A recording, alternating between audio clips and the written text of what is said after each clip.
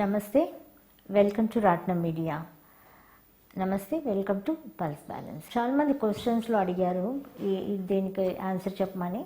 Urinary infections ఎక్కువగా వచ్చేస్తూ ఉంటుంది.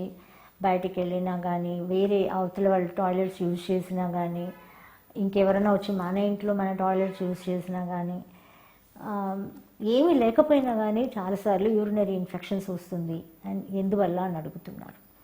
సో యూరినరీ ఇన్ఫెక్షన్స్ వచ్చినాయంటే అది యూరినరీ బ్లాడర్ అన్నప్పుడే వాటర్ ఎనర్జీ మనకు అర్థమైపోతుంది. 5 ఎలిమెంట్స్లో పల్స్ బ్యాలెన్సింగ్లో మీకు తెలుసు కదా, water energy is related to urinary bladder, kidney, years, reproductive organs, hair and the years, చెవులు, ఇవన్నీ ఉన్నాయి. దానిలోనే యూరినరీ బ్లాడర్ ఉంది కాబట్టి ఎయిర్ ఎనర్జీ నుంచి వాటర్ ఎనర్జీ ఫామ్ కాకపోయినా యూరినరీ ఇన్ఫెక్షన్స్ తరచూ వస్తూ ఉంటుంది. అండ్ ఆల్సో మనకి ఇమ్యూనిటీ లేకపోయినా తరచూ వస్తుంది. అండ్ ఆల్సో మినరల్స్, దాని రిలేటెడ్ ఏంటి, ఫుడ్లో మనకి మినరల్స్ తక్కువ ఉన్నా మనకు వస్తుంది. అలాగే సాల్ట్ తగ్గినప్పుడు కూడా మన బాడీలో యూరినరీ ఇన్ఫెక్షన్స్ వస్తాయన్నమాట. ఓకే, వచ్చినాయి. ఇప్పుడు దాన్ని ఎలా మనం వెంటనే బాగా చేసుకోవచ్చు అంటే, ఇప్పుడు చెప్పాను కదా, మినరల్స్ తక్కువ ఉన్నప్పుడు రావడానికి అవకాశం ఉంటుంది, సాల్ట్ తగ్గిపోయినప్పుడు.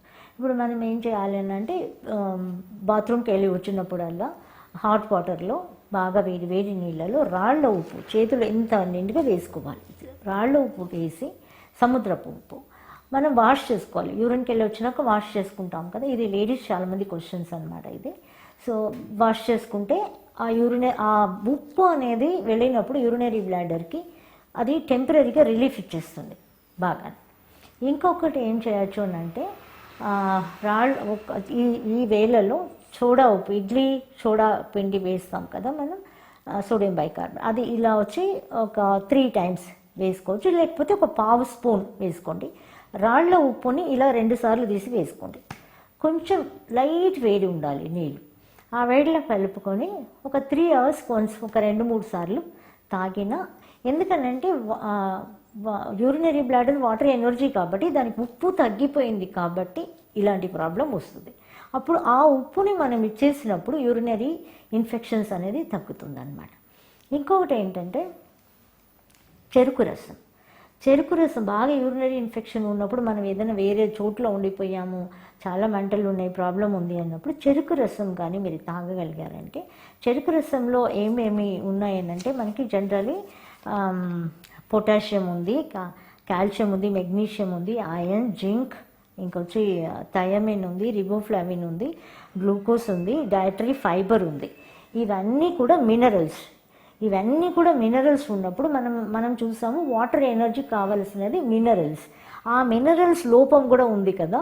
సో ఇప్పుడు ఉప్పు మన దగ్గర లేదు, మనం ఎక్కడ బయట ఉండిపోయాం, చెరుకు రసం తాగే పరిస్థితి ఉందంటే, చెరుకు రసం ఒక గ్లాస్ తాగారని అంటే, ఆ తాగడం ఎలా చేయగాలి, మనం ప్రతిదీ కూడా మనం అలవాటు చేసుకోవాలి. ఆ చెరుకు రసంని కాఫీ తాగినట్టు తాగాలి. అప్పుడే ఆ మినరల్స్ అంతా కూడా నోట్లోనే నాలిక ద్వారా, బడ్స్ ద్వారా ఎనర్జీగా కన్వర్ట్ అవుతుంది అనమాట. అప్పుడు మీకు వెంటనే ఇన్స్టెంట్ రిలీఫ్ కావాలి అనుకుంటే సిప్ బై సిప్ తాగాలి.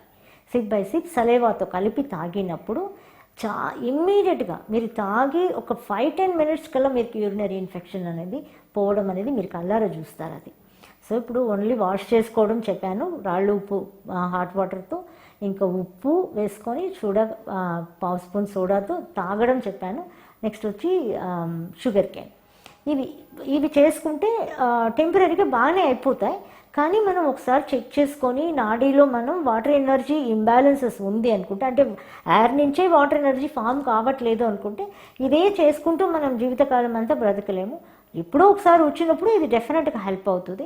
కానీ పల్స్ బ్యాలెన్సింగ్ కూడా చేసుకున్నప్పుడు ఏమవుతుందంటే, పర్మనెంట్గా ఆ రెమెడీ అనేది తొందరగా రాదు, మనకి ఇమ్యూనిటీ పెరిగిపోతుంది, తొందరగా మనకి యూరినరీ ఇన్ఫెక్షన్స్ అనేది రాకుండా ఉంటుంది అనమాట. ఇవి టెంపరీగా వాడుకోవడానికి ఇవంతా కూడా మీరు వాడుకోవచ్చు. Thank you for watching. Thanks for watching Raatnam Media. For more videos, please do like, share and comment. Don't forget to subscribe.